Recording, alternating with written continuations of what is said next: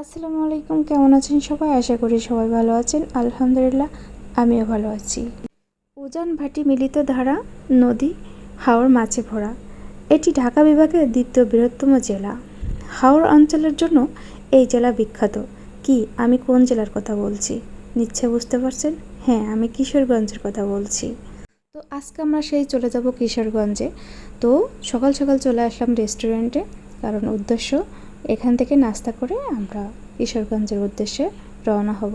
কারণ বাসায় আজকে আর নাস্তা করা হচ্ছে না, কারণ নাস্তা করতে গেলে একটু দেরি হয়ে যাবে, কারণ অনেক দূর থেকে যাব, আবার ফিরে আসতে হবে। তো রেস্টুরেন্টের ভিতরে যেয়ে দেখলাম সব সিট বুকিং, তেমন একটা সিট খালি নাই। তো আমরা কোনোভাবে একটা সিট খালি পেলাম এবং সেখানে বসে পড়লাম এবং নাস্তাটা আমরা সেরে নিলাম। এর ভিতরে আমি একটু অসুস্থ হয়ে পড়লাম। সবাই আমাকে ধরে আবার গাড়িতে বসাই দিল। আমাদের গাড়িও চলা শুরু করলো। তখন বাজে 8টা 14 মিনিট। তো আমরা যাচ্ছি কিশোরগঞ্জ হাওর দেখতে। আপনারাও আমাদের সাথে থাকুন এবং দেখুন। আমাদের এই ট্যুরের আয়োজনটা করছিল মনির ভাই, শহীদুল ভাই এবং রুমা আপু। আমরা তাদের সাথে সঙ্গ দিচ্ছি। তো আপনারাও আমাদের সাথে সঙ্গ দিন এবং উপভোগ করুন। আমরা যেতে লাগলাম। তারপরে রাস্তার দুধারে এত সুন্দর পরিবেশটা। এখানে একটা বিলে শাপলা ফুল ফুটে আছে, দেখতে এত সুন্দর লাগছে। আর হ্যাঁ, আমার বলতে মনে নাই আমরা যাচ্ছি গাজীপুর থেকে। আসলে গাজীপুর দেখার মতন অনেক সুন্দর সুন্দর জায়গা আছে। আপনি গাজীপুরে যত ঘুরবেন আপনার মনকে ততই কেড়ে নেবে। রাস্তার দুই পাশে সবুজ গাছপালা মাথা উঁচু করে দাঁড়িয়ে আছে, মনে হবে যেন আপনাকে কেউ বরণ করার জন্য দাঁড়িয়ে আছে। এইভাবে আমাদের গাড়িও ছুটছে।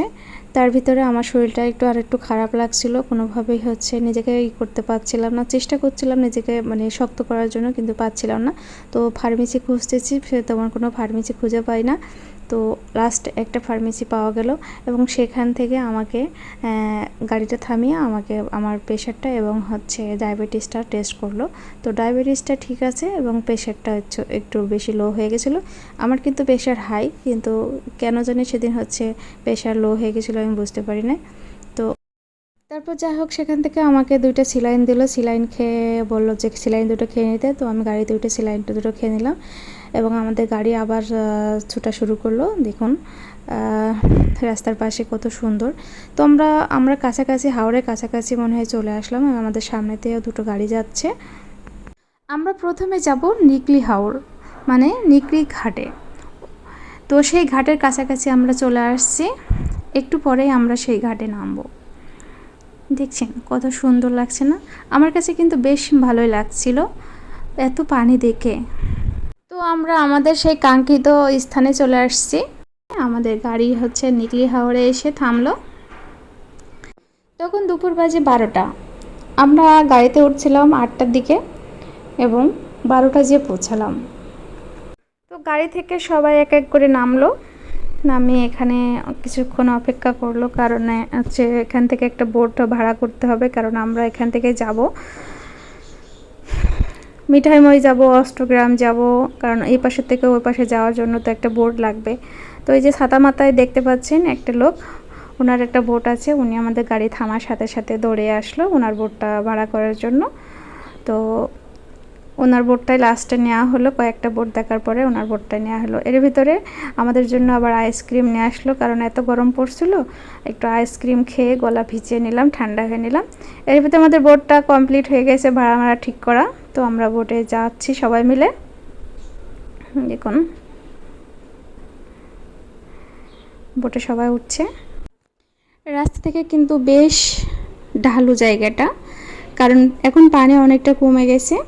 কারণ পানি বেশি থাকলে এতটা নিচু নামতে হয় না কষ্ট করে, কারণ বোটটা আরও একটু কাছে থাকে। এপাশে দেখুন অনেকগুলো বোট আছে, এখন সবাই আসবে এবং এই বোটে করে সবাই যাবে। এপাশে দেখুন কতগুলো হাঁস চাষ করছে একসাথে রেখে। এখানে হাঁস চাষ করতে মনে হয় তেমন একটা সমস্যা হয় না, যেহেতু অনেক পানি আছে।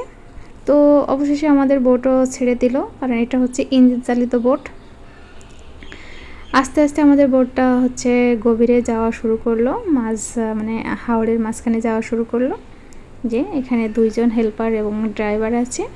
তো আমাদের বোটটাও যাওয়া শুরু করলো। আমরা প্রথমে গাছবাগানে যাব, তারপরে হচ্ছে মিঠামই যাব, সেখান থেকে আমরা অষ্টগ্রামে যাব। তো আমরা সবাই একটা স্থান নিয়ে বসে পড়লাম সতর্কতাভাবে এবং চারিপাশটা খুব উপভোগ করছিলাম। ওয়েদারটা অনেক ভালো ছিল এবং দেখতে অনেক সুন্দর লাগছিল।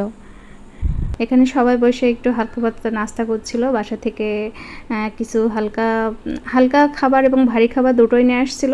তো রোকেয়া আপা চাল ভাজা নিয়ে আসছিল, তারপরে হচ্ছে চিড়া ভাজি নিয়ে আসছিল, বাদাম, মানে সব মিলে এগুলো নিয়ে এসে এখন সবাই বসে বসে খাচ্ছে। তারপর সবাই মিলে গল্প গুজব করা শুরু করলাম, চারিপাশের ওয়েদার, তারপরে নদীর পানিগুলা, হাওরের পানিগুলা বেশ ভালো লাগছিল। এপাশ থেকে রোজা খেলা করছে বাবার সাথে। প্রচুর বাতাস ছিল, হ্যাঁ, বাতাসের জন্য মনে হচ্ছে আমরা উড়ে যাব। চেয়ারগুলো কিন্তু উড়ে উড়ে পড়ছিল পাশে, যে বারবার চেয়ারগুলো উড়ে যাচ্ছিল, ধরে ধরে নিয়ে আসছিলাম। তো দেখুন ছোট ছোট নৌকা যাচ্ছে, বেশ ভালোই লাগছিল। তো আমরা এখন যাচ্ছি গাছবাগানে, প্রায় গাছবাগানের কাছাকাছি চলে আসছি। এটা হচ্ছে গাছবাগান বলে, অনেকে আবার পেয়ারা বাগান বলে, কিন্তু এখানে আসলে কোনো পেয়ারা গাছ নেই। এখানে গাছ কি গাছ আমি নাম জানি না। তো আমাদের বোটটা থামিয়ে হচ্ছে সবাই একটু গোসল করে নিল, মানে ছেলেরা যারা আছে তারা গোসল করেছে, মহিলারা তো আর এখানে গোসল করতে পারে না। আর এখানে আপনি হচ্ছে কিছু হালকা পাতলা খাবার পেয়ে যাবেন, যেমন হচ্ছে ঝালমুড়ি, বিস্কিট, চানাচুর, নামড়া, এগুলো পাবেন। তো এখানে এখন হচ্ছে মুত্তাকিরা হচ্ছে গোসল করতে নেমে গেছে। এই গাছের গোড়ায় বেশি পানি নাই, দেখুন ছোট বাচ্চা হাঁটু পানি। এখানে আবার যারা গোসল করছে এখানে তাদের বুক পানি, সবাই গোসল করছে, কিন্তু পানিগুলো থেকে মাছের গন্ধ। তারা গোসল করার ওঠার পরে দেখি হচ্ছে কাপড় থেকে মাছের গন্ধ করছিল। পানিগুলো কেমন একটা ঘোলা ছিল, কিন্তু একটু দূরে পানিগুলো স্বচ্ছ ছিল। আমারও মনে হচ্ছিল একটু গোসল করি, কিন্তু এখানে মেয়ে মানুষ তো গোসল করা আসলে সম্ভব না। সবগুলো ছেলে মানুষ, এখানে পুরুষ মানুষ ছিল, তো আমরা আর গোসল করতে পারি নাই। আমরা ভাবছিলাম যে সুযোগ পেলে আমরা গোসল করব, কিন্তু গোসল করি নাই, যাই হোক আর হলো না। এদিকে হচ্ছে রুমা আপু হচ্ছে খাবার বাসা থেকে রান্না করে খাবার নিয়ে আসছে, সেই খাবারগুলো হচ্ছে প্রসেসিং করছে আমরা খাবার দুপুরে খাবার জন্য। আমাদের কিন্তু হচ্ছে দুপুরে 1-1:30 বেজে গিয়েছে, মানে নিকলি থেকে আমাদের গাছবাগানে পৌঁছাতে 1 ঘন্টা লেগে গেছে। তো এবার আমরা হচ্ছে সবাই খাওয়া দাওয়া করব এখান থেকে। খাওয়া দাওয়া মানে আমাদের কিন্তু হচ্ছে বোটটা যাচ্ছে, চলছে, কিন্তু এত পরিমাণ বাতাস আমরা খেতে পাচ্ছিলাম না, খাবার টাবার সব মুখে উড়ে যাচ্ছিল। এপাশে আমাদের হাঁসের মাংস বাসা থেকে রান্না করে নিয়ে গেছিলো রোকেয়া আপু। খাবারটা ভাই রে ভাই এত মজা হয়েছিল হাঁসের মাংসটা রান্না। আর এখান থেকে আমাদের আবার হচ্ছে নিকলি থেকে চিংড়ি মাছ কিনে নিয়ে গেছিলো 2 রকম। ভাই আপনারা কখনও যদি এখানে আসেন তো খাবার সাথে নিয়ে আসবেন, এখানকার খাবারগুলো আপনারা কখনো কিনে খাবেন না, ঠিক আছে? অনেক দাম, আর খাবারের মানগুলো এত বাজে, কোনো রান্না বান্না ভালো না। তো আমাদেরও খাওয়া দাওয়া শেষ হয়ে গেল, আমরা একটু রেস্ট করে তারপরে আধা ঘন্টার ভিতরে চলে আসলো সেই মিঠামই ঘাটে। তো আমরাও এখান থেকে ঘাট থেকে নামবো এখন। তো আমাদের ব্যাগপত্র বড় বড় যে ব্যাগগুলো নিয়ে আসছিলাম সেগুলো এখানে রেখে আমরা হাত করে ছোট ব্যাগে আমরা নিয়ে যাব। এখানে দেখেন হচ্ছে কি বাইন মাছ বলে, কত বড় বাইন মাছ দেখছেন? এগুলো হচ্ছে হাওড়ের বাইন মাছ, এগুলো হচ্ছে বিক্রি করছে 1000 টাকা 900 টাকা কেজি। তো আমরা একটু চারিপাশে ঘুরে ঘুরে দেখছিলাম। এখানে দেখেন অনেকগুলো বোট এসে দাঁড়িয়ে আছে, নেকলি থেকে আসছে মিঠামই থেকে অনেকে এখন হচ্ছে অষ্টগ্রাম যাবে।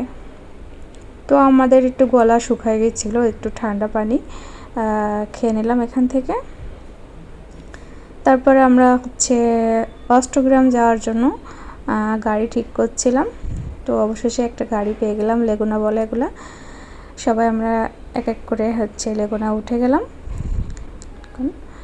এবং অষ্টগ্রামের উদ্দেশ্যে আমাদের লেগুনাটা ছেড়ে দিল। সামনে আমাদের সেই বিখ্যাত আলপনা করা রাস্তা, দেখুন 2 পাশে পানি, মাঝখানে রাস্তা, অসম্ভব সুন্দর লাগছিল। মানে যত যাচ্ছি তত মানে ভালো লাগছিল, রাস্তা যেন ফুরাচ্ছিল না। 14 কিলোমিটার ধরে এই রাস্তাটা এভাবে আলপনা করা, বেশ আমরা উপভোগ করছিলাম। দেখুন এই যে আমাদের দর্শক সব বসে আছে।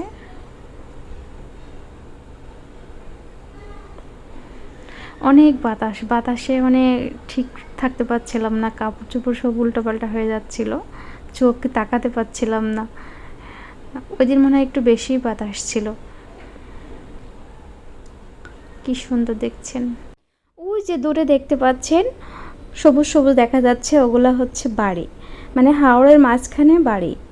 ওরা এক একটা জায়গায় উঁচু করে নিয়েছে এবং চারিপাশ থেকে হচ্ছে ইট দিয়ে গেঁথে নিয়েছে। তারা হচ্ছে ওইখানে বসবাস করে, কারণ এখানে 6 মাস শুকনো থাকে, 6 মাস এভাবে পানি থাকে। তো যখন ওরা শুকনো থাকে তখন এইভাবে বাড়িগুলো হচ্ছে চারিপাশে ইট দিয়ে মজবুত করে নেয়, যে ভেঙে না যায়। তো আমার কাছে মনে হয় আল্লাহ এদের কি খারাপ লাগে না? আসলে এদের খারাপ লাগে না, এদের কিন্তু অনেক ভালো লাগে, এরা উপভোগ করে। তো অবশেষে আমরা সেই হচ্ছে অষ্টগ্রামে পৌঁছে গেলাম। ওখানে লেখা আছে উই লাভ অষ্টগ্রাম। এখানে একটা জাহাজ আছে, জাহাজ আঁকানো, দেখুন বেশ সুন্দর লাগছিল চারিপাশটা। আমরা কিন্তু পুরো দুপুরবেলায় আসছি, চারিপাশে মানে আকাশে অনেক রোদ ছিল, রোদ পড়ছিল, গরমও লাগছিল। তো হচ্ছে আসলে এখানে বিকালবেলাটা অনেক বেশি সুন্দর, রোদ থাকে না, তখন হচ্ছে আবহাওয়াটা, ওয়েদারটা অনেক সুন্দর থাকে। তো এখানে হচ্ছে একটা হচ্ছে রেস্ট হাউস আছে এবং হচ্ছে ওয়াশরুম আছে। তো আমরা সবাই একটু হাত মুখ ধোয়ার জন্য এবং হচ্ছে ওয়াশরুমের কাজ সারার জন্য এখানে গেছি। যাওয়ার পরে এখান থেকে আমরা একটু হাত মুখ ধুয়ে নিলাম।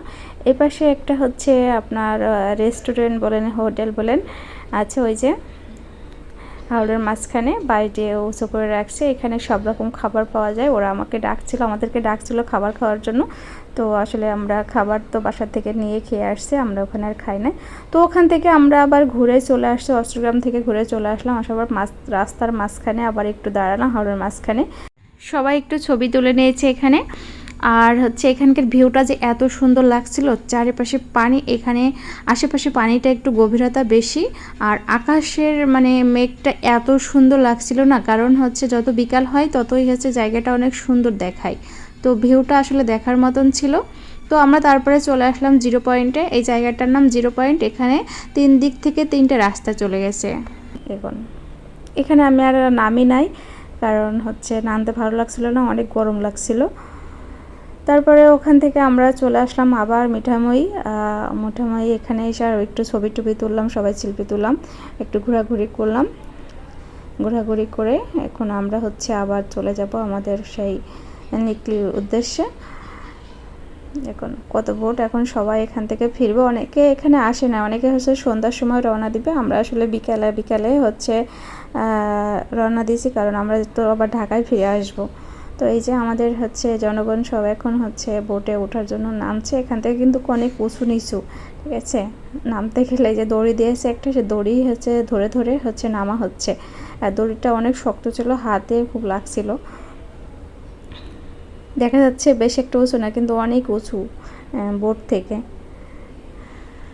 তো রোকেয়া আপাকে ধরে নিয়ে আসছে। আমাদের সবাই এখন বোটে উঠে গেছি। এখন আবার সে বোট ছেড়ে দিল আমাদের লিকলির উদ্দেশ্যে।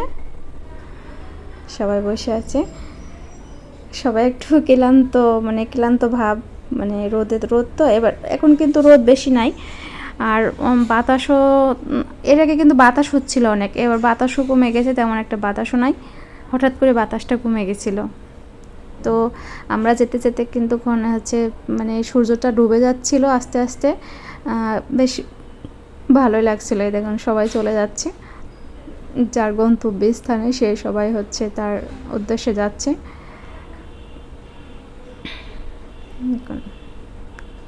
কত সুন্দর পানিগুলো ঢেউ খাচ্ছে, আকাশগুলো দেখা যাচ্ছে কত সুন্দর, দেখুন চারিপাশটা